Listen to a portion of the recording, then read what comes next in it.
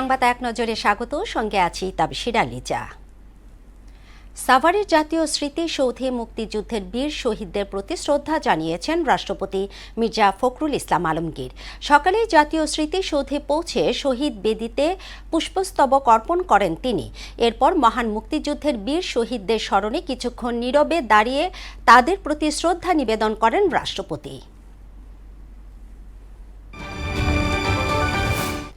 এদিকে বাংলাদেশের নবনির্বাচিত রাষ্ট্রপতি মির্জা ফখরুল ইসলাম আলমগীরকে অভিনন্দন জানিয়েছেন ভারতের রাষ্ট্রপতি দ্রৌপদী মুর্মু, নেপালের প্রেসিডেন্ট রামচন্দ্র পৌডেল, পাকিস্তানের প্রেসিডেন্ট আসিফ আলী জারদারি ও ইরানের প্রেসিডেন্ট মাসুদ পেজেশকিয়ান।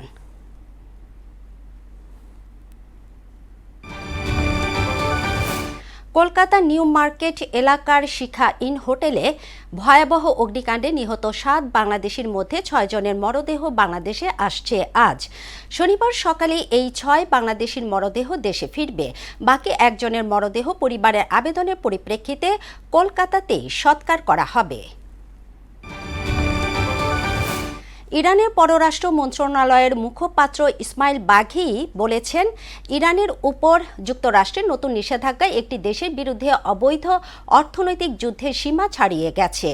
এসব নিষেধাজ্ঞাকে সব সরকারের বিরুদ্ধে যুদ্ধ ঘোষণা হিসেবে আখ্যায়িত করেন তিনি। অর্থনৈতিক জবরদস্তিকে একটি আন্তর্জাতিক অপরাধ এবং অন্যায় কাজ হিসেবে আখ্যায়িত করেছেন ইসমাইল বাঘি। এই ছিল সংবাদ এক নজরে। সবশেষ খবর সবার আগে জানতে মোহনার সাথেই থাকুন। এতক্ষণ সঙ্গে থাকার জন্য ধন্যবাদ সবাইকে।